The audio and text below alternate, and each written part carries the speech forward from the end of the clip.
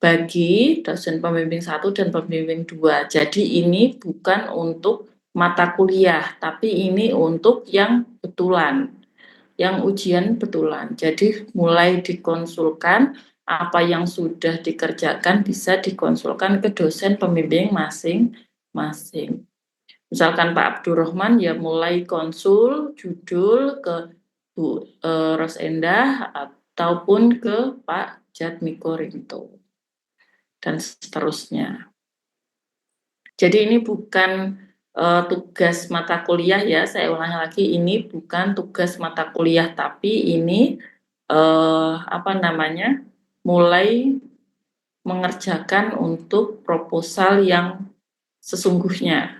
Di proposal penelitian yang sesungguhnya untuk alih jenjang dimulai di minggu ini konsulnya. Konsulnya by WA atau langsung ke sini ditanyakan ke pembimbingnya masing-masing. Nah, kalau menghendaki ke sini ya ke sini, kalau hanya by WA, kalau saya sih by WA nggak apa-apa. Tapi kalau pembimbing lain itu biasanya ada yang diminta ke sini juga. Jadi nanti konsultasinya mohon sampaikan ke dosennya masing-masing. iya. Untuk gimana Mas? Berarti ini izin bertanya Bu Eka, berarti yang di-share ini sudah menjadi acuan kita nggih, Ibu? Ya, sudah menjadi acuan sesungguhnya. Oh nggih, berarti dosennya nggak bisa, maksudnya nanti kalau semisal kita mau minta ke Berarti siapa gitu, udah nggak bisa nggih Bu? Karena ini nggak sudah bisa. ditentukan nggih? Yang menentukan dari kampus. Oh ya, nggih, terima Nggih. kasih, Kak. Nggih.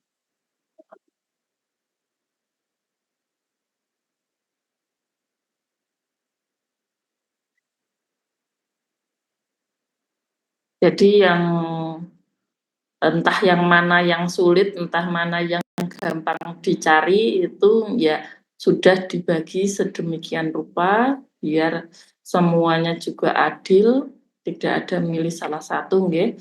Jadi tidak bisa milih ya sesuai dengan apa yang sudah ditentukan oleh kampus.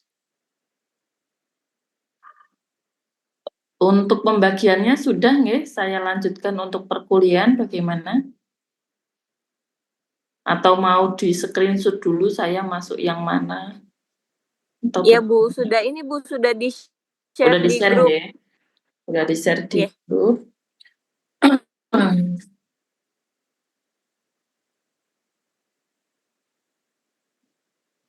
Bu.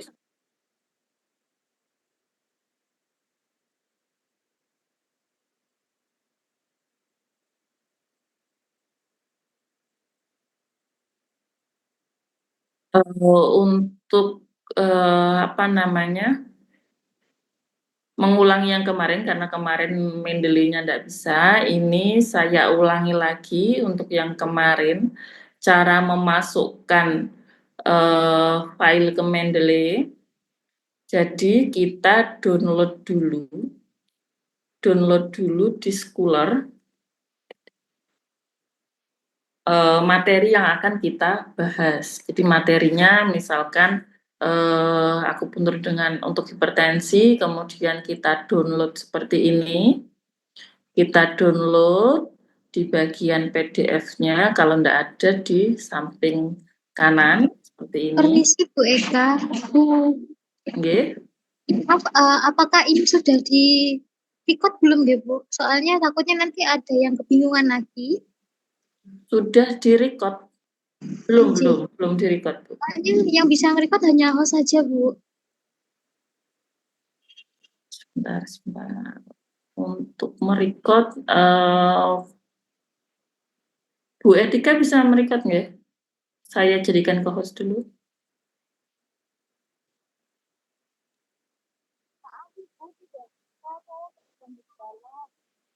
Gimana Bu? Suaranya kecil banget. Sudah direkam Bu Novi kayaknya Bu. Oh Bu Novi. Ya, dilanjut aja Ibu Eka, ini dari beberapa teman-teman sudah ada yang merekord Bu Novi. Terima kasih Bu Novi. Oh nggih. Jadi nanti kita download seperti ini, kemudian kalau sudah download, kita pilih yang klik download seperti ini. Kalau sudah seperti ini berarti sudah terdownload. Kemudian kita masuk ke Mendeley Reference, boleh Mendeley Desktop ataupun yang lain. Itu klik add reference, kemudian di import file. Kemudian dicari filenya, dimasukkan seperti ini. Kalau sudah masuk, nanti akan muncul seperti ini. Kalau judulnya seperti ini tidak sesuai dengan isi, itu wajib kita rubah. Jadi klik 2 kali seperti ini, kemudian kita rubah. Kita rubah sesuai dengan judul yang ada. Misalkan judulnya pengaruh terapi akupuntur dan seterusnya. Kemudian autornya ditulis Hasnah. Hasnah, kemudian siapa lagi satunya, Dian Ekawati.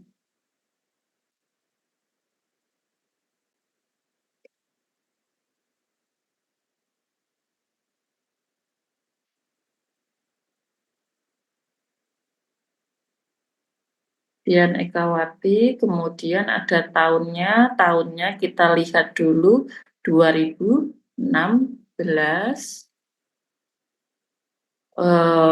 bulannya Juli, harinya kalau ada ditulis, kalau tidak ada tidak perlu dituliskan, atau bisa dilihat di webnya tadi. Di webnya tadi dipublish bulan apa. Jadi publishnya ini bulan Juli tanggal 3. Kemudian dimasukkan di Mendeley-nya berarti tanggal 3. Isu itu nomor, kalau ini volume, yang ini nomor isu. Nomor itu nomor isu. Jadi isunya nomor 1. Jurnalnya namanya Journal of Islamic Nursing.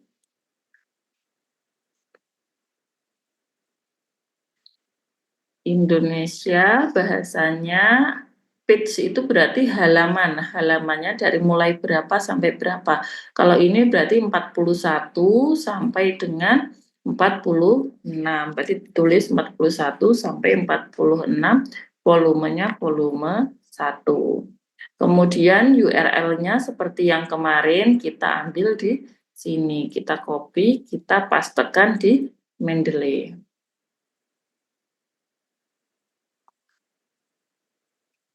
Kita masukkan seperti itu. Kalau sudah selesai, kita masukkan doi kalau ada. Ini doi-nya kita masukkan.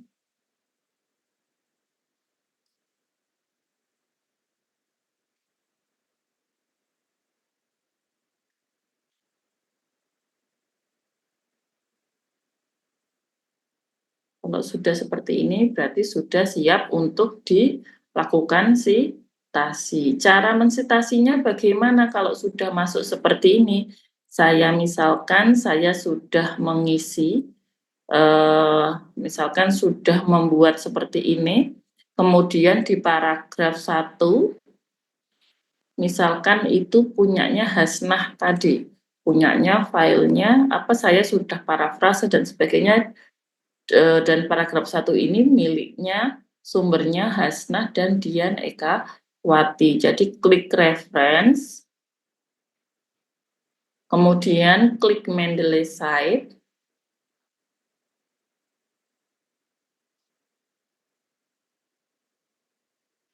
Nah,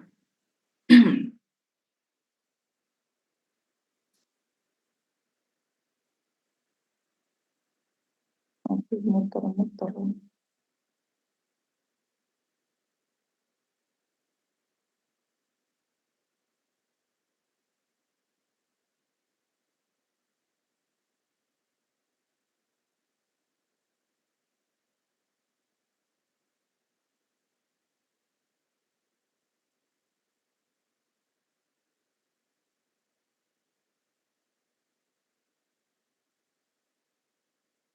Kalau sudah seperti ini, tinggal kita klik di sini.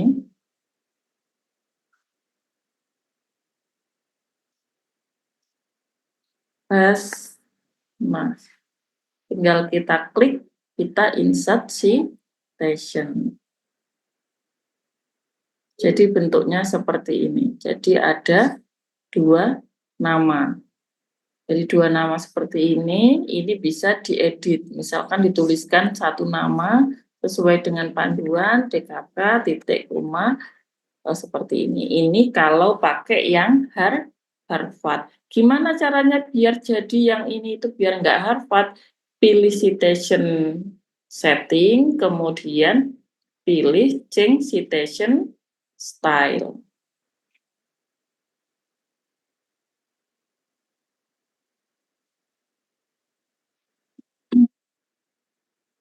Sinyalnya masih keluar-keluar ya.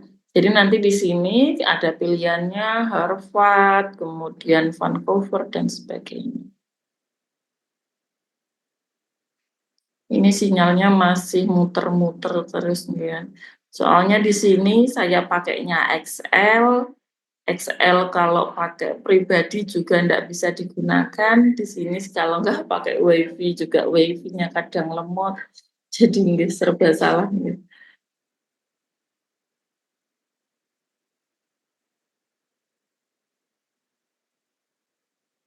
Masih intinya nanti di sini diklik Vancouver. Gimana Bu Trivina? Bu Heka, mohon izin bertanya Bu. Tadi yang tanggal itu dapat dari mana ya Bu ya? Saya sekejap beralih pandang terus balik lagi, oh kok bisa udah ada tanggal 3 gitu. Terus tadi kan bulan Juli Bu, berarti di month-nya itu bulan 7 dong ya Bu ya? Mohon petunjuknya Bu, terima kasih. Yeah. Jadi gini, untuk saya ulangi lagi ya, yang untuk tanggal itu kita tulis tanggal terbit. Kita kalau sudah seperti ini di sini ada judul, ada nama, ada doi, kemudian ada PDF-nya yang kita download, ada juga yang namanya tanggal publikasi atau tanggal diterbitkan. Ini namanya tanggal terbit. Jadi kalau kita terbitan, jadi terbitan itu biasanya ada volume 1, volume 1.1, volume 1.2 dan sebagainya. Kalau isu itu masuknya yang di nomor, kalau volume. Jadi volume itu nanti nulisnya di kolom volume, nomor juga di kolom isu atau kolom nomor. Sudah ya dari sini. Terus itu nanti masuknya volume 1 itu di bulan apa? Itu tergantung di sininya. Kalau di sininya itu bulan Juli, kemungkinan juga di bulan Juli. Jadi volume nomor 1, volume 1 nomor 1 itu ada di bulan Juli. Jadi seperti ini. Jadi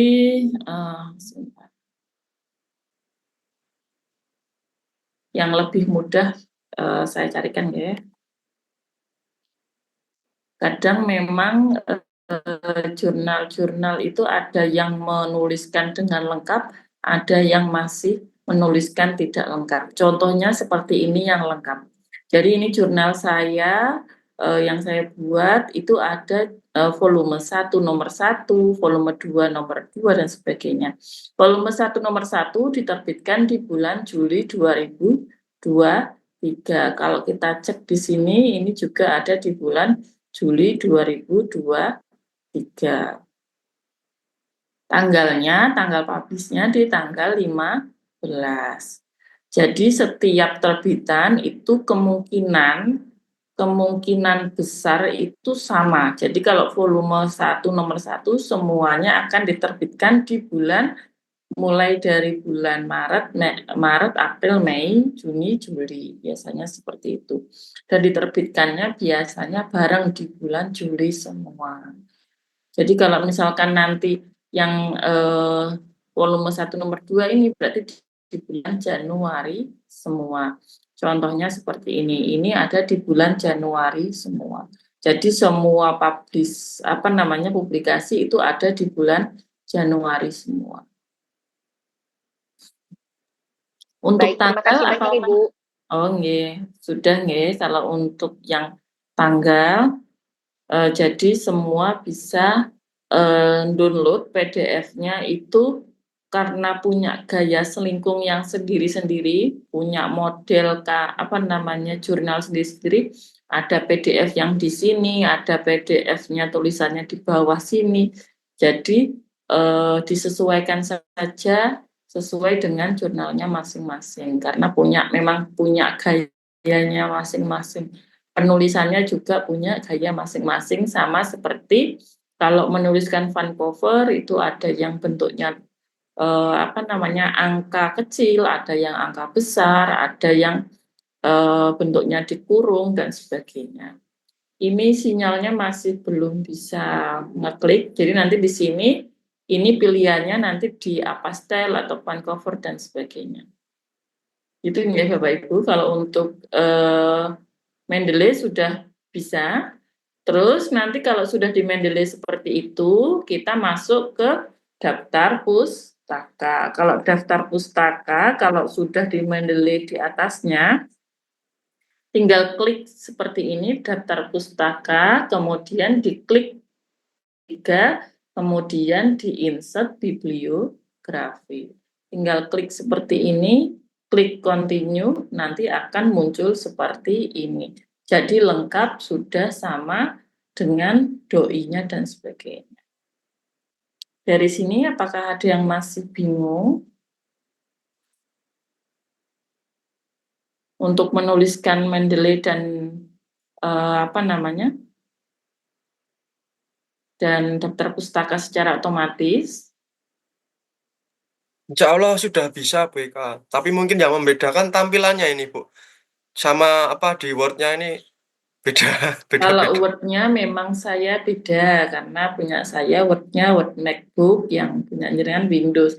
Tapi ini intinya kurang lebih di menunya kurang lebih sama ya. Jadi cuma penempatannya aja yang agak berbeda. Kalau untuk yang kemarin itu mungkin yang pakai Windows seperti punyanya Bu Etika kemarin. Jadi kalau yang pengambilannya agak beda ya memangnya, karena memang aplikasinya beda. Tapi di sini sudah nggak terlalu bingung kan ya Bapak Ibu? Ya Bu, insya Allah. Jadi Mendeley ini yang intinya untuk citasi sama daftar pustaka ini ya Bu ya? Iya, iya. Bingungnya mungkin nanti Bu pas prakteknya tiba-tiba terlupakan sedikit langkah sedikit aja. Ini apa ya kemarin ya? Mungkin begitu Bu. Betul. Oh, Betul itu Ci. nanti dicoba dulu kemarin, makanya kemarin itu saya minta membuat bab 2, maksud saya nanti kalau bab 2-nya bisa, nanti kan bisa langsung memasukkan seperti ini. Tapi enggak apa-apa, nanti menyusul saja, tapi kalau bisa mulai Senin itu mulai menghubungi dosennya masing-masing ya Bapak Ibu untuk minta mau konsulnya kapan, gimana konsulnya dan sebagainya. Terus konsul judul dulu. Pertama jangan langsung dibrekkan 1 sampai bab 3. Mungkin kalau saya yang dibrek 1 sampai 3 nggak masalah, tapi kalau untuk dosen lain biasanya bertahap. Jadi dari judul dulu, terus kemudian ke bab 1, bab 2, dan bab 3. Berarti kalau mungkin mungkin semester ini sudah dimulai untuk mengerjakan proposal, kemungkinan di bulan Juli itu sudah ujian proposal. Bapak Ibu semua dijadwalkan praktek kapan? Ini yang praktek apa Ibu? Untuk praktek di lahan kapan nggih?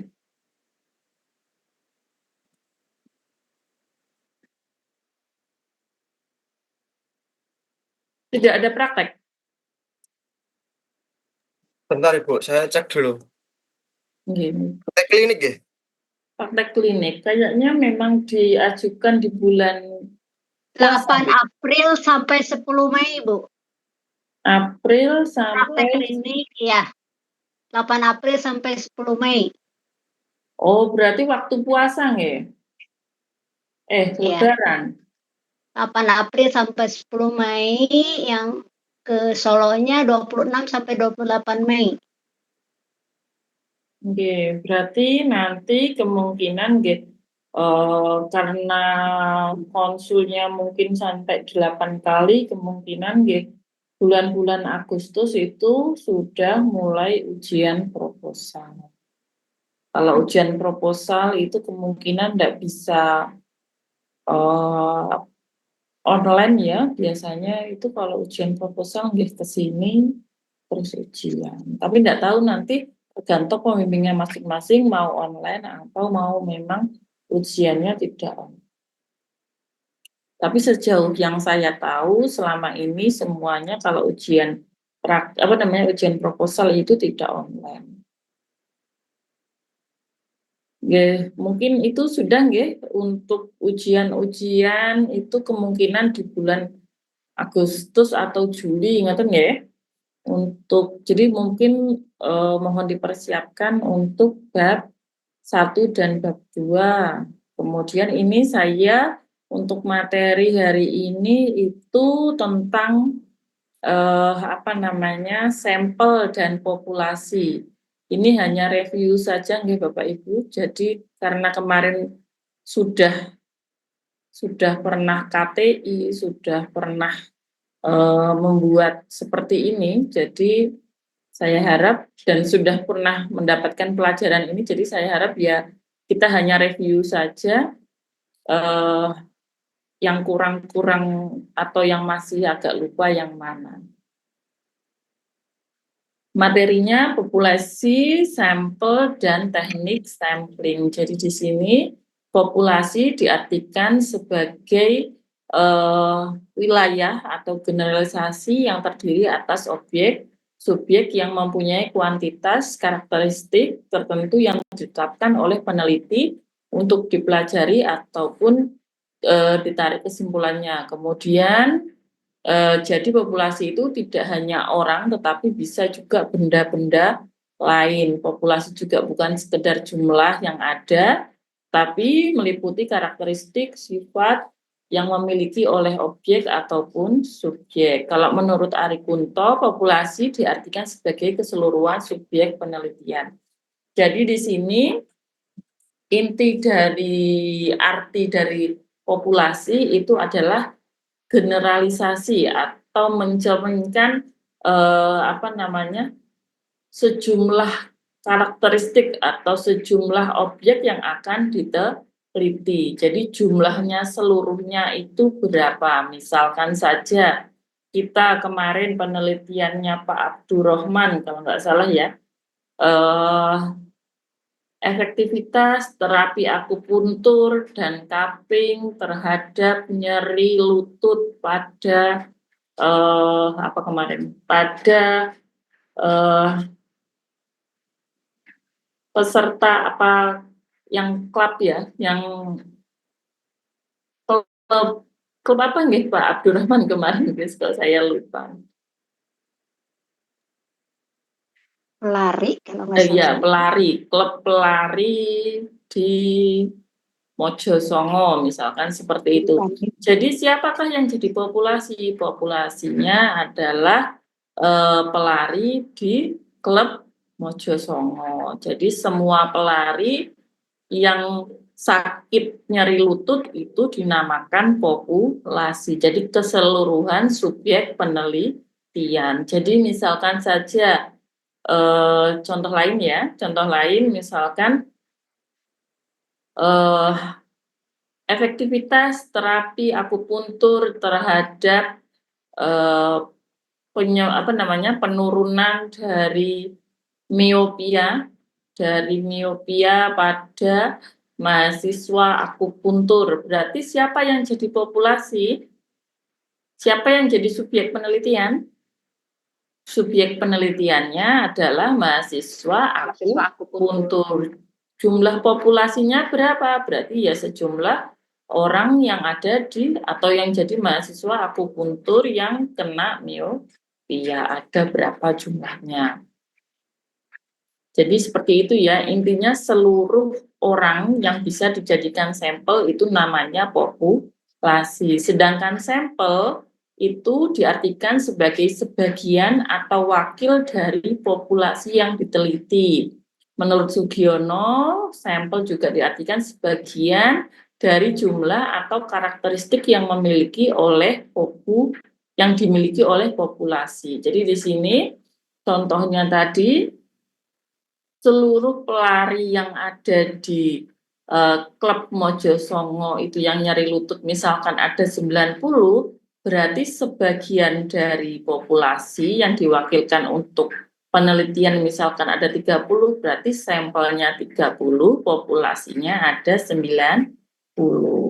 Jadi 90-nya itu keseluruhannya, jadi populasi itu keseluruhannya subjek penelitian, sedangkan sampel itu hanya sebagiannya saja. Bisa sebagian dari jumlah subjek, bisa juga sebagian dari karakteristik yang sama. Dari sini sudah mulai mengingat ya. Kemudian penggunaan sampel. Jadi penggunaan sampel dalam kegiatan penelitian yang dilakukan ada berbagai alasan. Menurut Nawawi, pada Margiono 2004, halaman 121 mengungkapkan beberapa alasan. Yang pertama, ukuran populasi. Jadi misalkan dalam populasinya terbatas, jumlahnya dan terbatas yang jumlahnya sangat besar, ini maksudnya tak terbatas ya. Yang tak terbatas, yang jumlahnya sangat besar, kemudian misalkan saja ini contohnya ada 50 juta murid sekolah dasar di seluruh Indonesia. Berarti kita perlu melakukan sampling atau kita hanya ambil beberapa saja untuk dijadikan sampel, tidak harus seluruhnya dijadikan sampel.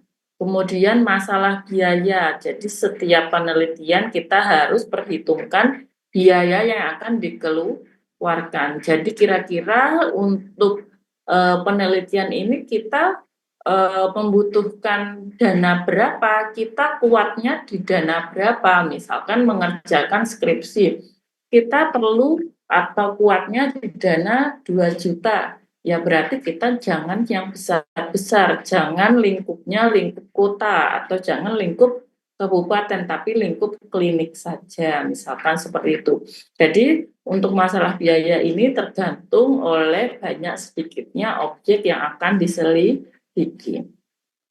Semakin luas, semakin besar juga biaya yang akan dikeluarkan. Jadi kalau mau penelitian, tentukan dulu kira-kira saya kuatnya seberapa, saya kuatnya itu beberapa sampel dan sebagainya. Kemudian alasan yang ketiga adalah masalah waktu, karena untuk skripsi ini juga waktunya mepet, waktunya nggak banyak, jadi harap menentukan populasi dan sampel yang cukup. Jadi yang cukup kira-kira berapa, yang sesuai dengan untuk skripsi saya ini berapa.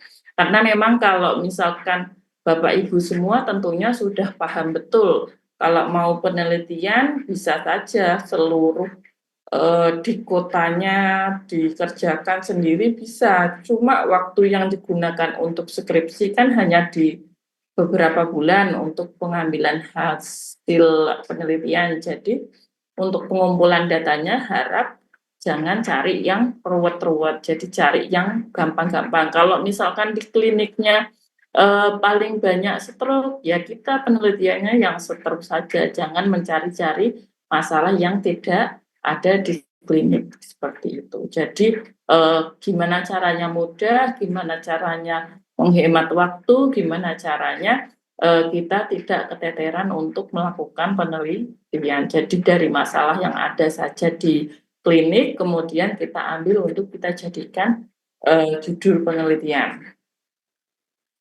Kemudian yang keempat adalah percobaan yang sifatnya merusak. Jadi banyak penelitian tidak dapat dilakukan pada seluruh populasi karena dapat merusak atau merugikan. Jadi penelitian-penelitian harus kita arahkan untuk tidak merusak atau tidak memberikan dampak negatif kepada subjek penelitian. Jadi kadang itu ada penelitian yang sifatnya merusak. Contohnya misalkan kita mau meneliti keefektifan dari obat herbal misalkan. Obat herbal tentunya setiap orang punya bermacam-macam itu ya efek samping. Jadi ada yang efek sampingnya pusing, ada efek sampingnya misalkan perdarahan dan sebagainya. Jadi kalau memangnya itu sudah tahu nanti akan mengakibatkan efek samping yang berlebihan, itu sebaiknya tidak dilakukan, atau kalau memang mempunyai dampak negatif yang berlebih, itu biasanya ethical clear-nya atau izin etiknya itu tidak akan keluar. Kemudian yang kelima, masalah ketelitian. Jadi di sini masalah ketelitian adalah salah satu segi yang diperlukan agar kesimpulan cukup dan dapat dipertanggungjawabkan. Jadi setiap peneliti, setiap mahasiswa wajib untuk meneliti keseluruhan hasil penelitian. Jangan sampai hasil penelitiannya tidak sesuai dengan kenyataan yang ada atau masalah yang ada di dalam penelitian. Jadi harus sesuai, harus jujur apa adanya sesuai dengan yang diteliti. Kalau memang diteliti itu tidak ada hubungan, ya tidak ada hubungan. Kemudian masalah ekonomis. Jadi pertanyaan ini selalu diajukan oleh seorang peneliti. Apakah kegunaan dari hasil penelitian sepadan dengan biaya, waktu, tenaga yang telah dikeluarkan? Jika tidak, mengapa harus dilakukan penelitian? Dengan kata lain, penelitian sampel pada dasarnya akan lebih ekonomis daripada penelitian populasi. Jadi di sini penggunaan sampel atau penggunaan sebagian saja dari populasi itu biasanya hasilnya akan sama dengan penelitian seluruh populasi, karena di sini sampel yang digunakan sampel yang homogen atau yang kurang lebih sama dengan karakteristik yang ada di populasi. Jadi karena subjeknya sama, tentunya bisa dilakukan penelitian dengan menggunakan sampling yang lebih murah. Kalau misalkan sampling kita ambil misalkan 30, kemudian populasi 100, padahal hasilnya kurang lebih sama, makanya kita sebaiknya lebih memilih yang menggunakan sampel saja, menggunakan sebagian dari populasi saja, daripada kita penelitian untuk seluruh populasi tapi hasilnya juga akan sama, hasilnya misalkan ada hubungan atau efektif terhadap terapi akupuntur dan seterusnya. Jadi kita harus tahu dulu apakah biaya yang dikeluarkan, kemudian tenaga yang kita keluarkan itu sudah sesuai dengan hasil yang kita inginkan. Kemudian untuk mencari jumlah sampel itu caranya bagaimana? Caranya pakai rumus Slovin. Jadi rumus Slovin ini rumus yang paling sering digunakan untuk mencari populasi, mencari sampel. Jadi di sini N kecil itu jumlah sampel sama dengan N besar atau jumlah populasi per 1 plus N besar ini populasi dikali E kuadrat. E kuadrat itu adalah tingkat kesalahannya. Kira-kira kita mau tingkat kepercayaannya itu ada berapa? Misalkan tingkat kepercayaannya dari 100% itu di 90 atau 95%. Berarti alfanya atau tingkat kesalahannya itu ada di 5%. Jadi anggapannya kalau kita ngambil dari 100 data, berarti yang 5% itu adalah tingkat kesalahan maksimal. Jadi 5 data yang salah itu masih bisa diwajarkan. Jadi ini kita menentukan dulu, tentukan tingkat kepercayaannya atau E kuadratnya itu berapa. Jadi misalkan tingkat kepercayaannya 95 berarti 100 dikurangi 95% berarti 5% dikali 5%. Jadi N-nya misalkan ini N besar populasinya 100 berarti sampel sama dengan 100 per 1 plus 100 kali 0,05 kali 0,05. Coba sekarang Bapak Ibu semuanya menghitung kira-kira kalau populasinya 1000 dengan penelitian tingkat kesalahannya 5%, kira-kira ada berapa subjek penelitian atau ada berapa sampel? Coba dihitung dulu ya Bapak Ibu.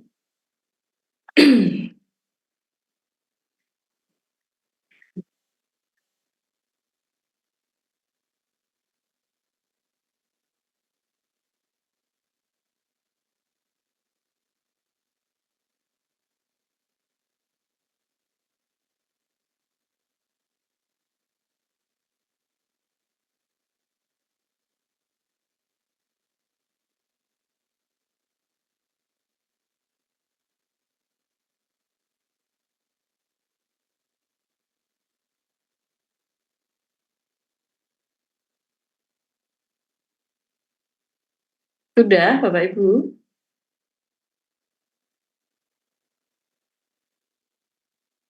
Kenapa jawaban saya cuma 0,12 ya, Bu? Apakah salah? 0,12 mungkin ada yang salah deh.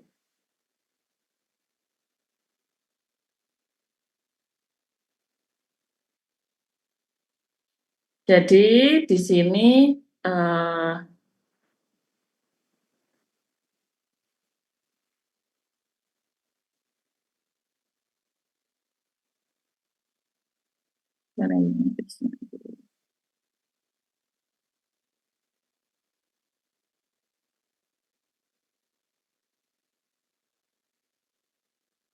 ini kelihatan nggih tulisan saya N warna biru? Kelihatan, Bu. Bu. Kelihatan. N kecil atau sampel sama dengan N besar. N besar itu 1000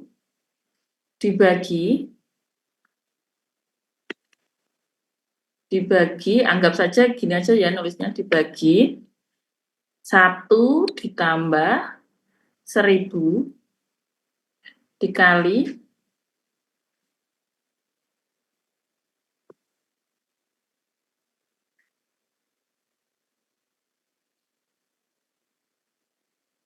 nggak bisa dikecilkan, dikali 90. nggak bisa dikecilkan gitu.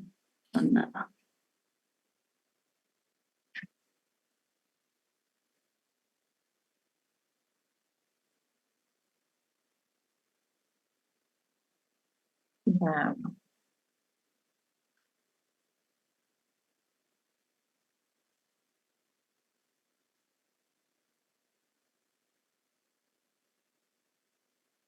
dikali 0,05 atau 0,05 sama dengan 5%. Jadi 5%-nya dikali dengan 5% atau 0,05. Ininya enggak kelihatan. 0,05-nya dapat dari mana, Bu? Dapat dari 100. Tadi kan ini kan 100 ya. E kuadrat itu sama dengan presisi ditetapkan dikurangi 10 dengan tingkat kepercayaan 95%. Jadi kalau tingkat kepercayaannya 95% berarti tingkat kesalahannya ada 0,05 atau 5%. Jadi dari 100% ada 95 yang betul dan 5 yang salah. Jadi kita tulis di 0,05%. Kemudian berarti untuk N kuadrat itu 0,05 aja ya, Bu ya? Ya, 0,05 yang biasa kita gunakan di penelitian kuantitatif itu ada di 0,05. Kemudian 1000 dibagi berapa ini? 0,05 dikali 0,05 berarti 0,0025. 0,0025. Nggih, 0,0025.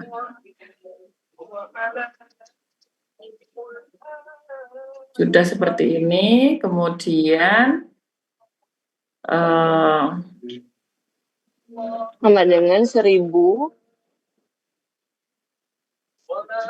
sama dengan 1000 dibagi dibagi 1 plus 2,5 1,25 plus gitu nggih. 2. Iya, nggih. Nggih, berarti 1000 dibagi 1,5. Ibu mohon maaf, 800 Bu. 1000 dibagi 2,5 jadinya. Ibu nggih, mohon maaf. 1000 kali 0,0025 berarti kan 2,5. Berarti 1000 bagi Jadi 400 3,5. Bukankah begitu? 1000 Enggak ditambah Sebentar, 1 dulu sebentar. kan? 1000 dikali 0,0025 25 berarti kan hasilnya 2,5. Iya, Ya. Oh iya, Berarti 1 2,5. tambah Ditambah 2,5 1. berarti 3,5. Bentar. 1,2 0,05 dikali 0,05 sama dengan 00. Ya, betul. Berarti ini ada di 3,25. Ya, berarti 1 tambah Bu, 1 tambah 2,5. nggih, nggih. Ini agak 3,5. 1000 dikali 285 berarti. ini agak itu apa namanya? Bentar. dibagi 3,5 Sama dengan N sama dengan 1000 dibagi 1 plus N kuadrat berarti ada di berapa Bu? 3,5. 3,5. Iya. 3, Iya Bu, 3,5 Bu. ya. 3,5 sama dengan 285. 285,714. N sama dengan 285,7. 714. Karena manusia itu Kalau tidak digenapkan, ada yang koma-koma, jadi ini dibulatkan ke atas. Dibulatkan ke atas, Oh jadi iya, terima kasih cantik. sampelnya di 286 6. orang. Dari sini ada yang masih bingung rumus Slovin?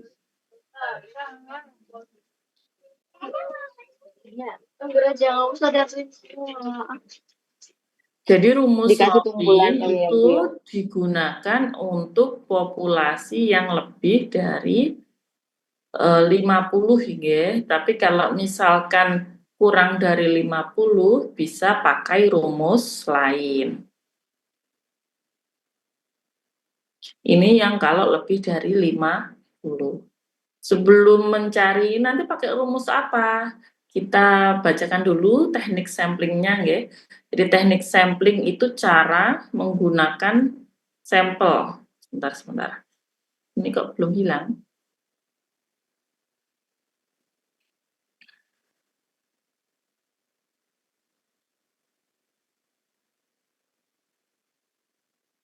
Jadi teknik sampling di sini merupakan teknik pengambilan sampel. Jadi Jadi sampelnya, cara pengambilannya bagaimana itu menggunakan teknik sampling. Cara pengambilannya menggunakan teknik sampling.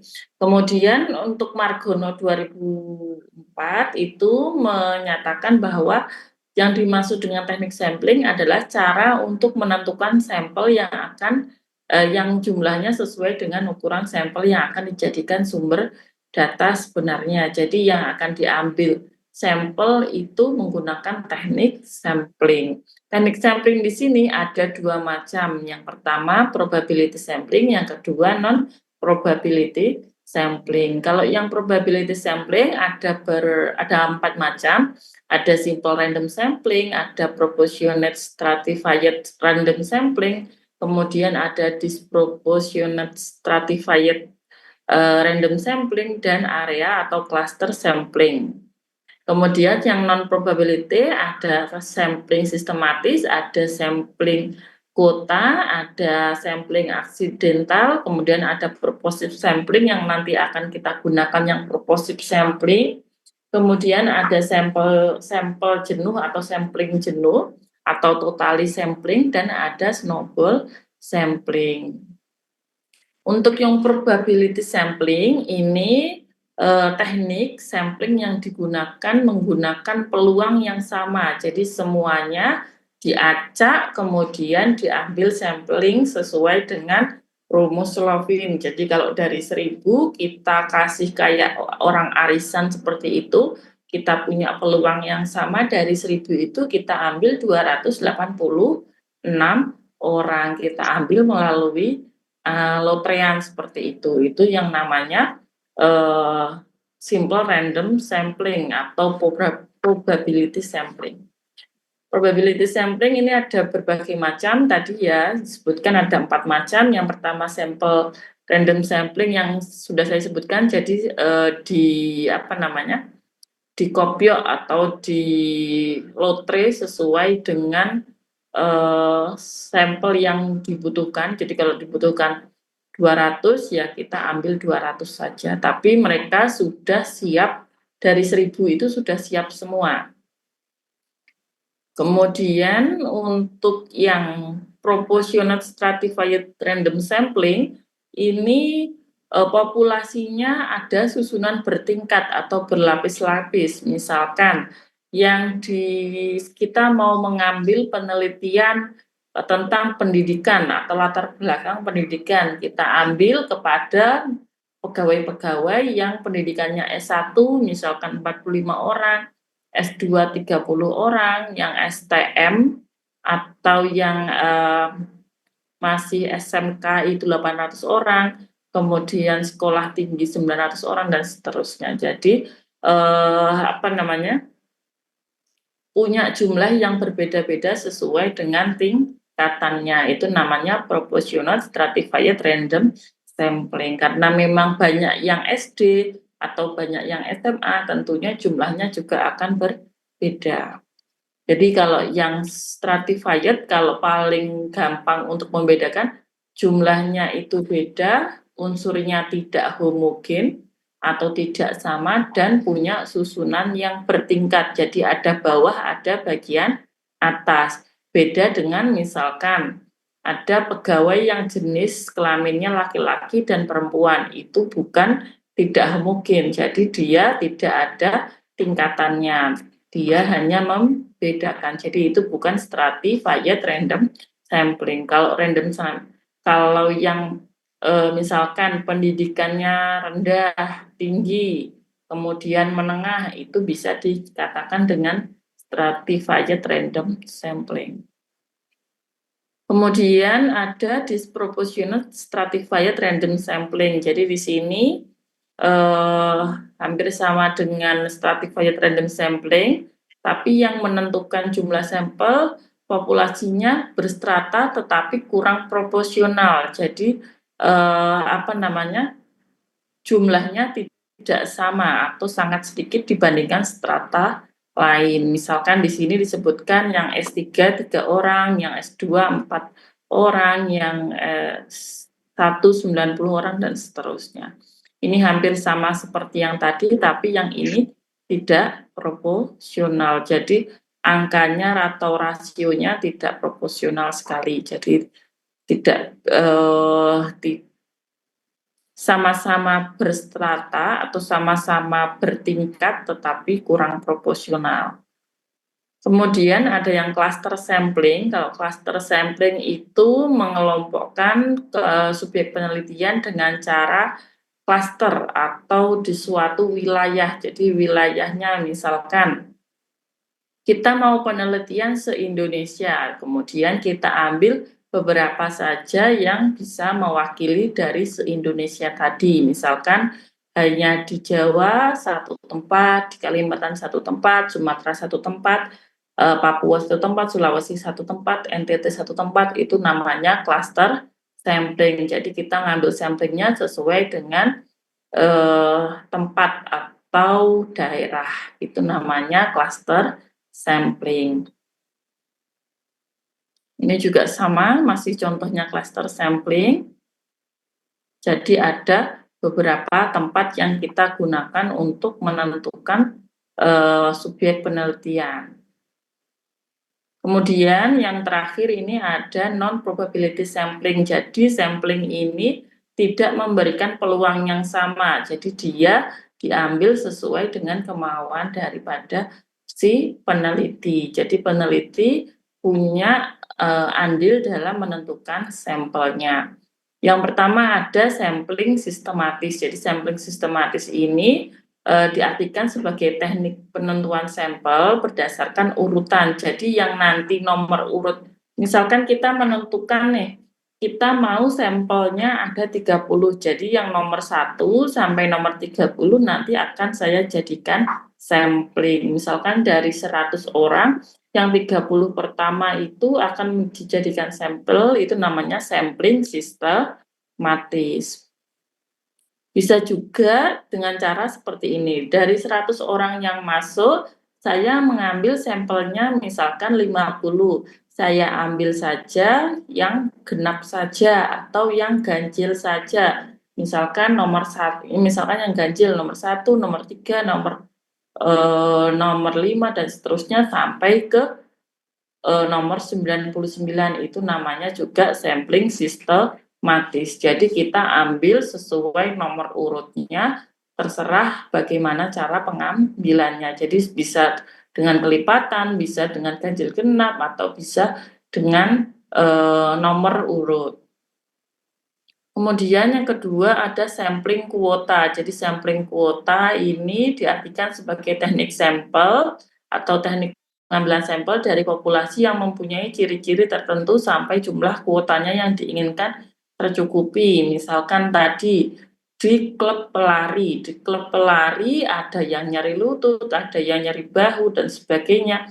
Kemudian ada yang nyeri lain-lain. Terus kita butuhnya yang nyeri lutut saja. Berarti nanti yang nyeri lutut saja diambil, kemudian disesuaikan sama jumlah sampel yang kita butuhkan.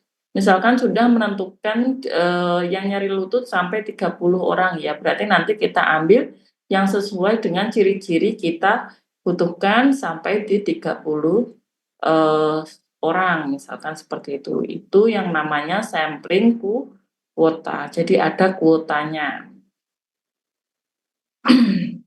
Kemudian ada sampling aksidental. Jadi di sini siapa saja secara kebetulan bertemu dengan peneliti dapat dijadikan sebagai sampel. Misalkan saja kita penelitian kepada pengemis.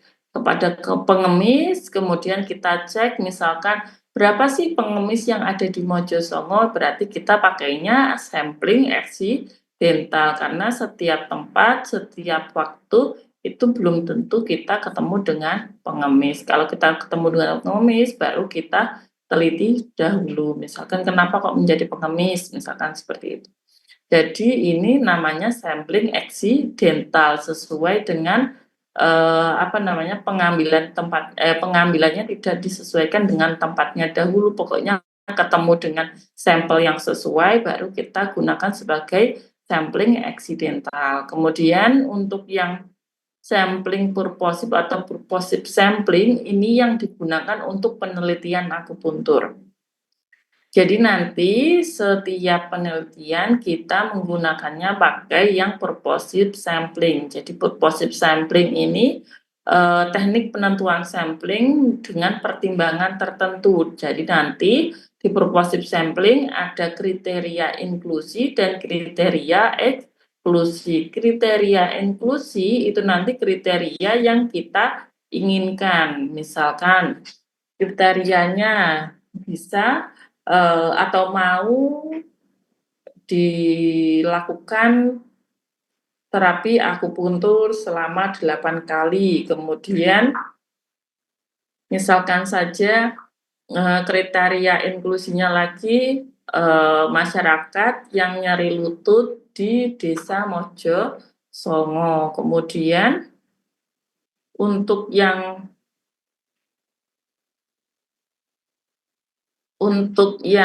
apa namanya? Untuk yang eksklusinya berarti dia kriterianya yang tidak diinginkan. Jadi yang tidak diinginkan berarti apa saja yang tidak bisa dimasukkan jadi subjek peneliti, misalkan tidak bisa atau tidak menjadi warga di Mojosongo, misalkan seperti itu. Itu juga sama nggih, jadi tidak bisa dijadikan subjek penelitian. Jadi kalau sampling purposive itu adalah sampel yang kita inginkan, kita bisa mengambil sampel itu sesuai dengan keinginan kita. Kemudian sampling jenuh atau total sampling. Jadi misalkan ada populasi 30, kita ambil seluruhnya 30, itu namanya sampel jenuh atau totally sampling atau sampling total. Jadi seluruh populasi dijadikan sampel. Misalkan ada 100, ya kita ambil 100, itu namanya totally sampling atau sampel jenuh. Kemudian yang terakhir ada snowball sampling. Jadi samplingnya ini menggunakan penentuan yang mula-mulanya jumlahnya kecil, kemudian samplingnya disuruh memilih teman lainnya. Jadi misalkan seperti ini. Kita punya nih 5 sampel. Sampel pertama, kedua, ketiga, dan seterusnya. A1, A2, A3, dan A4. Misalkan ada 4 sampel. Kemudian dari A tadi, A1 bisa memilih temannya. Milih temannya, kemudian B-nya sampel B atau sampel pilihan si A dan si A, ada B dan C. B dan C juga bisa memilih temannya lagi. Kemudian bisa E lagi bisa memilih temannya lagi. Jadi di sini kita tidak mencari subjek, tapi subjek mencari subjek lainnya. Untuk snowball ini paling jarang digunakan karena memang agak kesulitan, tetapi biasa digunakan untuk penelitian-penelitian yang kualitatif. Jadi kalau kualitatif misalkan ada yang terkena misalkan penyakit-penyakit yang jarang atau yang kita penelitian pada waria. Kita punya subjek penelitian waria misalkan 5 orang. Dari 5 orang dicarikan sama waria yang 5 orang tadi menjadi misalkan ada 10 orang dan seterusnya. Jadi dari teman ke teman. Karena kalau kita mencari 25 orang atau 50 orang waria itu akan kesulitan. Kita pakainya snowball sampling. Kemudian apa itu kerangka sampling atau kerangka sampel? Itu adalah daftar dari semua unsur sampling yang ada dalam populasi sampling. Jadi kerangkanya bisa berupa daftar jumlah penduduk, jumlah bangunan, kemudian mungkin peta yang punya unit-unit tergambar secara jelas. Jadi di sini kalau untuk penelitian akupuntur, kerangka samplingnya itu adalah jumlah populasi daripada jumlah populasi atau jumlah subjek dalam penelitian. Jadi kalau misalkan dalam klinik tersebut dalam 1 bulan itu ada 100 orang yang punya penyakit nyeri lutut, berarti yang bisa dijadikan sampel di dalam penelitian kita kurang lebih di 100, dan di situ terdiri dari daftar-daftar nama dan sebagainya yang nantinya akan kita jadikan untuk sampel. Itu namanya kerangka sampling. Kemudian untuk membuat kerangka sampling yang baik, menurut Margono 2024 harus memenuhi syarat-syarat sebagai berikut. Yang pertama, harus meliputi seluruh unsur sampel, tidak satu unsur pun yang tertinggal. Jadi di sini kalau misalkan mintanya disebutkan kalau yang di klub pelarinya itu yang punya nyeri lutut di 4 sampai 6, ya kita carikan seluruh sampel yang sesuai dengan kriteria inklusi yang kita masukkan. Jadi dituliskan yang punya nyeri lutut di skala nyeri 4 sampai 6 itu siapa saja. Jadi tidak tertinggal, jadi tidak ada unsur yang ditinggalkan. Jadi misalkan skala nyerinya diabaikan, itu tidak diperkenankan. Jadi harus sesuai dengan proposal yang diajukan. Jadi harus semua kriteria inklusinya harus dimasukkan. Kemudian tidak ada unsur sampel yang dihitung 2 kali. Jadi di sini penelitiannya harus jujur. Jadi kalau misalkan kita meneliti 10, ya kita harus 10 itu yang dijadikan atau yang dijadikan acuan untuk perhitungan di hasil penelitian. Tidak yang misalkan kita maunya 30 cuma dapat 10, kemudian kita hitung 2 kali atau kita jadikan 3 kali, itu tidak diperkenankan. Kemudian harus up to date, jadi data-data semuanya harus up to date. Kalau misalkan di klinik punyanya misalkan Bu Dona, di Bu Dona ada yang pasien stroke-nya misalkan 5 di bulan lalu, ya kita harus cari kerangka sampling yang di bulan-bulan terakhir kira-kira ada berapa. Jadi jangan yang di tahun lalu atau yang di tahun-tahun sebelumnya.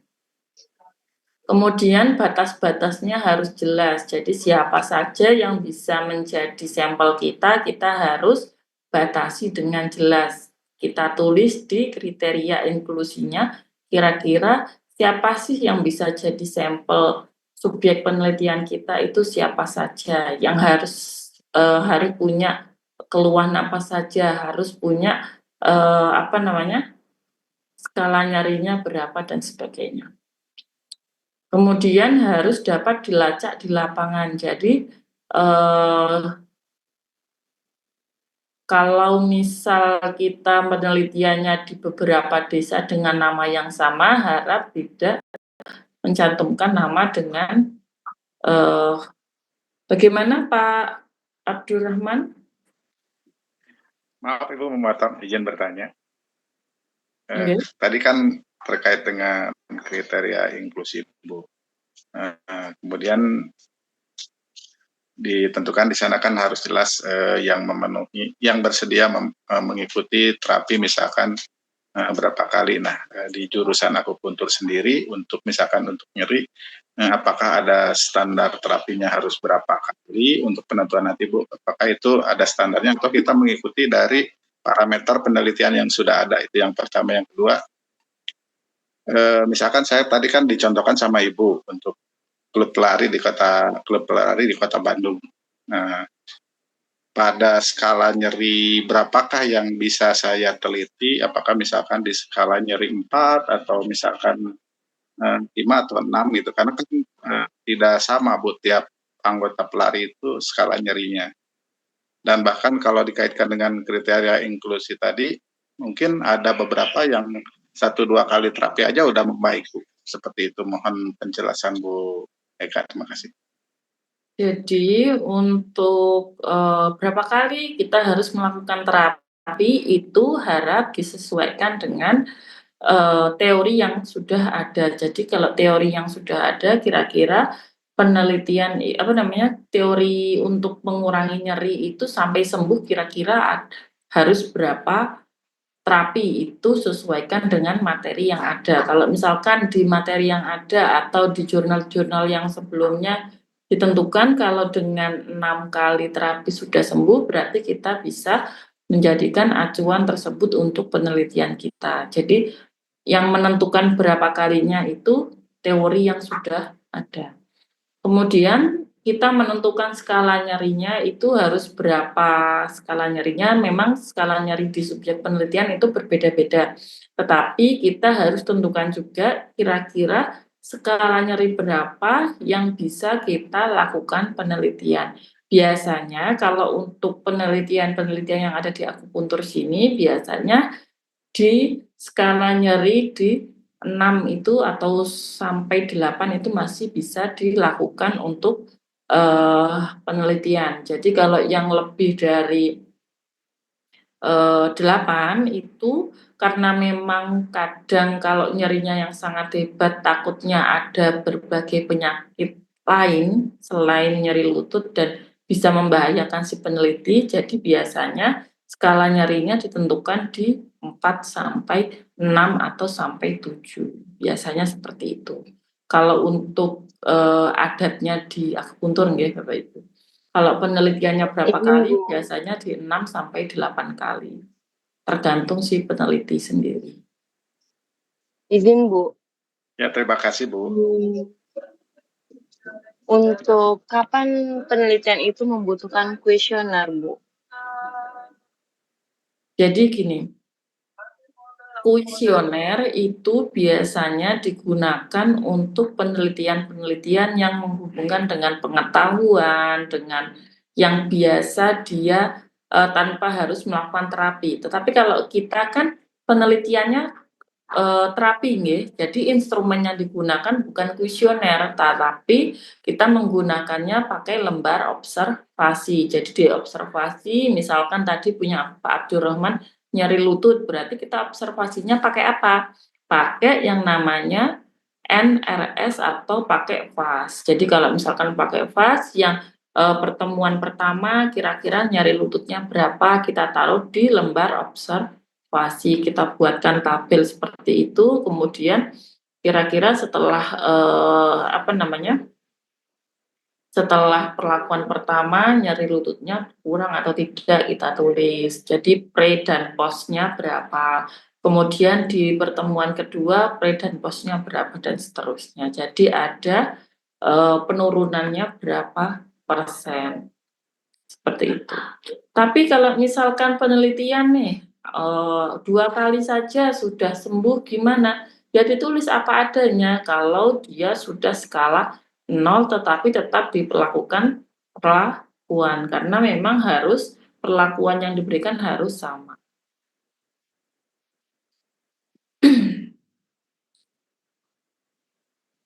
Sudah nggih Mbak Dona? Kemudian untuk Oke Bu, kriteria terima kasih Bu. sampling sudah saya spill ya tadi ya, ada inklusi, ada eksklusi. Kalau yang inklusi tergantung dengan kriteria umum dari populasi yang akan dijadikan sampel, kemudian kalau yang eksklusi itu adalah kriteria yang digunakan untuk menyeleksi sampel yang telah ada namun terhalang oleh kendala teknis. Jadi intinya kalau inklusi itu yang diinginkan, kalau yang eksklusi yang tidak diinginkan, atau yang misalkan kita mau meneliti tentang pengetahuannya seseorang. Pengetahuan seseorang kita bisa pakai kuesioner. Tentunya inklusinya yang bisa baca tulis, eksklusinya yang tidak bisa baca tulis, dan seterusnya. Jadi hal-hal yang tidak bisa digunakan untuk menjadi subjek penelitian itu dimasukkan di kriteria eksklusi. Ini yang terakhir, jadi ciri-ciri kriteria sampling yang ideal itu yang pertama dapat memberi gambaran informasi yang dikandung oleh seluruh populasi. Yang kedua dapat menentukan presisi dari hasil penelitian. Kemudian yang ketiga menyederhanakan penelitian dan mempermudah pelaksanaan. Kemudian yang keempat meminimalisir biaya tenaga dan lebih efisien mampu menghasilkan keterangan sebanyak mungkin. Jadi dengan adanya sampel, kita hanya ngambil sampel saja sudah bisa memberikan informasi seperti kita meneliti seluruh populasi. Dari sini apakah ada yang mau menambahkan atau mau sharing?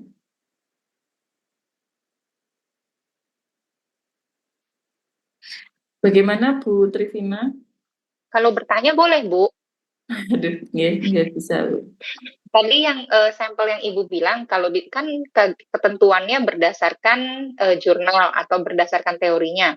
Misalnya dari kita mengambilkan katanya minimal 30 kalau nggak salah ya Bu, Pak Pur pernah Iya. bilang. Nah, itu misalnya tadi ada 1 atau 2 yang ternyata baru 2 atau 3 kali terapi sudah sembuh. Apakah tetap boleh dimasukkan sebagai sampel? Kemudian kata Ibu katanya hasilnya apa adanya, atau istilahnya, oh sampelnya harus diganti dengan pasien lain yang memang menjalani sampai 6-7 kali terapi gitu Bu. Mungkin mohon penjelasannya Bu. Terima kasih. Jadi untuk penelitian yang ada, kita kan tadi kan tentukan dulu di kriteria inklusi kira-kira yang bisa dilakukan penelitian atau dilakukan terapi kurang lebih di 6 kali, 8 kali itu skala berapa nih? Kan kita tadi sudah tentukan skalanya di kriteria inklusi misalkan di 4 sampai 7 atau misalkan kalau mau yang agak lebih tinggi di 6 sampai 8 di skala 6 sampai 8. Dari skala 6 sampai 8 kan kita bisa menentukan oh kira-kira kalau orang sakitnya seperti ini di skala 6 sampai 8 kira-kira berapa kali terapi kan bisa ditentukan kira-kira misalkan di 6 sampai 8. Tetapi nyatanya setelah penelitian kok ternyata 2 kali terapi saja sudah sembuh, ya tetap kita lanjutkan terapi, tetapi mungkin tidak langsung skala nyerinya ditulis 0. Jadi hanya untuk pencegahan saja, misalkan kan ini kan juga bukan obat ya Bapak Ibu, jadi masih bisa dilakukan terapi tapi hanya untuk pencegahan di hari berikutnya. Jadi semua subjek penelitian harus dilakukan perlakuan yang sama dalam satu penelitian. Jadi kalau yang penelitiannya 6 kali ya 6 kali semua.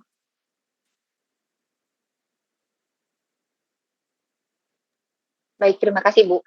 Cuma kadang-kadang pasien kalau udah ngerasa lebih baik nggak mau datang lagi Bu. Nah jadinya tadinya kita berpikir beliau bisa jadi sampel, tapi karena nggak datang lagi, jadi harus orang lain atau pasien lain lagi gitu Bu. Jadi gini, untuk mengantisipasi adanya dropout atau tidak bisa menjadi sampel, itu kalau bisa kita lebihkan. Jadi kalau misalkan diminta 30, kita melebihkan di misalkan 35 atau 40 seperti itu. Jadi yang dropout tidak kita hitung. Jadi tetap di 30 kita ambilnya.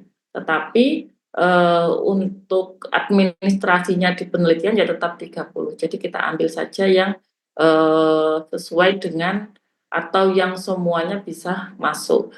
Untuk mengantisipasi lagi kalau terjadi dropout, yang pertama kita harus lakukan adanya informed consent. Jadi di awal menjadi subjek penelitian, kita kasih surat yang isinya kalau kita mau penelitian dan kita mau menggunakan si orang tersebut sebagai subjek penelitian dan wajib mengikuti sampai akhir. Dengan kompensasi biasanya kita berikan gratis terapi atau kita berikan biasanya souvenir-souvenir ke si yang diteliti atau subjek penelitian. Jadi seperti itu. Ya Bu, benar yang Ibu Trivina tadi bilang. Karena beberapa orang yang udah penelitian di tempat saya emang permasalahannya di situ. Misalnya dia 2 kali udah terapi, udah ngerasa lebih nyaman, terus udah nggak balik lagi Bu. Jadi karena emang kekurangan sampel, kita harus nyari orang baru. Seperti itu. Oke, jadi ya itu. Jadi kalau bisa dilebihkan dilebihkan dulu subjek penelitiannya, kemudian agar tidak banyak yang drop out itu bagaimana caranya itu disesuaikan dengan kondisi yang ada karena tiap tempat itu pasti akan berbeda-beda kasusnya. Kadang ada yang drop out, kadang ada yang lupa, kadang ada yang seperti itu. Kalau lupa bagaimana? Biasanya kita door to door, jadi kita yang ke pasiennya, jadi yang ngalahi kita, karena kita yang butuh nih Bapak Ibu. Jadi biasanya door to door atau bagaimana caranya biar mereka juga mau dilakukan terapi, kemudian nggak banyak yang drop out itu seperti apa nanti tergantung si peneliti tersendiri. Jadi boleh yang datang atau boleh kita door to door ke rumahnya si pasien. Oh ya Bu, izin bertanya Bu. Kan ada efektivitas, ada perbandingan, ada juga perbedaan ya Bu ya, atau pengaruh ya skripsi kita itu. Kalau perbedaan berarti kan ada 2 sampel yang berbeda, 2 kelompok yang berbeda, dan itu masing-masing 30 atau semuanya 30 jadi 15 Bu? Kalau yang efektivitas tentunya berarti 1 kelompok bisa, 2 kelompok bisa. Jadi kelompok 1 mungkin kalau efektivitasnya ada kombinasi itu berarti ada 2 kelompok yang tanpa kombinasi dengan kelompok yang ada kombinasi. Jadi misalkan saja saya contohkan untuk efektivitas ya. Kalau efektivitas terapi akupuntur dengan kombinasi jeruk nipis terhadap penurunan tekanan darah pada kasus hipertensi. Berarti itu bisa pemberian terapi akupuntur saja, bisa juga dengan pemberian akupuntur dengan kombinasi. Jadi ada 2 kelompok, masing-masing ada berapa? Kalau dibuat 30 berarti masing-masing ada 15. Kemudian kalau perbedaan itu berarti membedakan antara 2 kelompok. Misalkan perbedaan pemberian terapi akupuntur dengan cupping. Jadi dia membedakan kira-kira bagus mana antara terapi akupuntur atau dengan cupping. Jadi ada 2 kelompok. 2 kelompok ini masing-masing juga di 15 orang. Tapi apa harus 15? Tidak jawabannya ya. Jadi semua itu tergantung dengan peneliti. Peneliti mau buat 20 juga enggak apa-apa, mau buat 16 juga enggak apa-apa, mau buat 18 juga enggak apa-apa. Jadi tergantung si peneliti sendiri-sendiri. Karena kita sifatnya tadi apa? Sifatnya tadi menggunakan purposive sampling. Jadi kita sesuaikan dengan kebutuhan kita atau kita sesuaikan dengan kemauan kita maunya berapa. Karena kita gunakannya purposive sampling. Jadi ada kriteria inklusi dan kriteria eksklusi. Beda dengan yang menggunakan rumus Slovin. Kalau rumus Slovin dia biasanya pakainya simple random sampling atau pakainya yang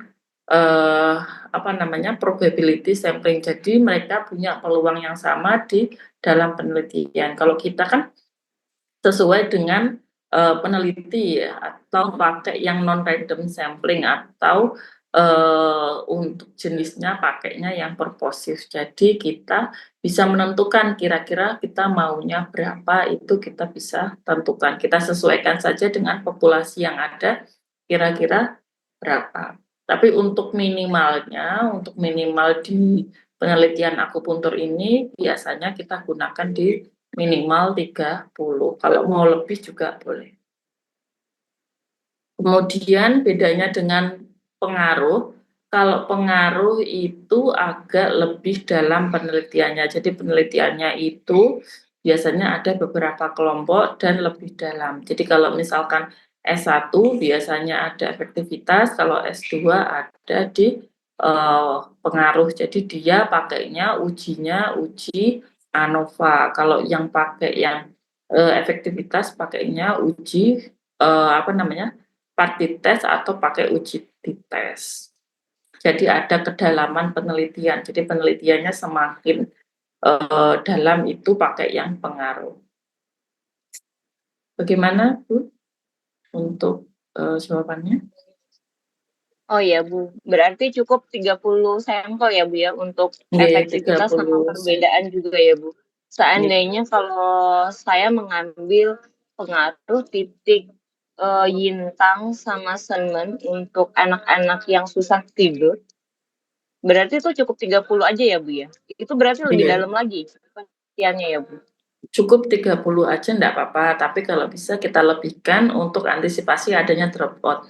Apalagi tadi punyanya Bu Dona tadi kan arahnya ke anak-anak. Jadi kalau anak-anak dilakukan terapi yang beberapa kali atau agak banyak itu kita harus pertimbangkan dulu kira-kira anak-anaknya itu bisa kembali lagi atau malah nanti kebingungan di tengah-tengah. Jadi kalau kebingungan di tengah-tengah tentunya tidak akan bisa atau akan bisa mengulangi lagi proposalnya nggih. Jadi kalau agar semuanya lancar, bisa cepat lulus dan sebagainya, mohon diperhatikan dulu judulnya, mohon diperhatikan juga kira-kira nanti sampelnya susah apa tidak, carinya akan mudah atau tidak, seperti itu. Jadi kalau bisa Iya, ya Bu. cari yang mudah dikerjakan saja. Karena awalnya kan saya juga mau ambil di tempat prakteknya saya. Tadi kendalanya itu, karena dari beberapa yang udah penelitian di tempat saya itu kalau udah 2 kali udah nggak datang lagi. Jadi saya punya ide baru dalam wacana saya untuk melakukan penelitian di lapas anak, Bu. Jadi kan ya ibaratnya dia nggak bakal kabur masih di dalam lapas itu. Jadi saya kebetulan juga di dalam lapas ada yang seorang terapis akupunktur juga, jadi minta bantuan beliau untuk menjadi apa ya Bu namanya, enumulator ya Bu ya? Duh lupa saya. Enumulator. Jadi Jadi untuk yang memang belum pernah praktek, kita pakainya enumerator Bu. Jadi karena memang, tapi kalau yang alih jenjang tentunya semuanya sudah punya D3 ya, jadi masih bisa melakukan praktek langsung. Tapi kalau untuk yang memang reguler D4 itu biasanya kita pakainya enumerator karena memang belum punya STR dan seterusnya. Tapi kalau orang-orang yang sudah punya STR dan seterusnya itu bisa menggunakan tenaganya sendiri, jadi tanpa enumerator. tapi kemarin katanya Pak Pur ya Bu, karena nggak subjektif kalau kita yang melakukan penelitian itu sendiri, Itu katanya juga seperti bisa itu. jadi pertimbangan. Jadi sebenarnya kalau teorinya nggih seperti itu, jadi kalau sudah punya STR ya bisa melakukan, cuma kalau memang kendalanya hanya agar objektif dalam melakukan penelitian, dia juga bisa melakukan menggunakan enumerator semua. Oke. Ya, terima kasih Bu Eka. Ada lagi yang masih mau menambahkan?